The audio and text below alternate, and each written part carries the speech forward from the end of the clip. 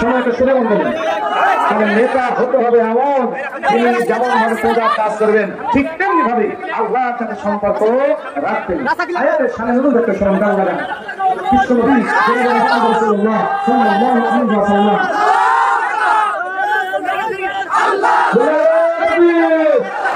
কোরআন বক্তার আগমন, আমির হামজা ভাইয়ের আগমন, শুভেচ্ছা স্বাগতম, লাল গোলাপ শুভেচ্ছা।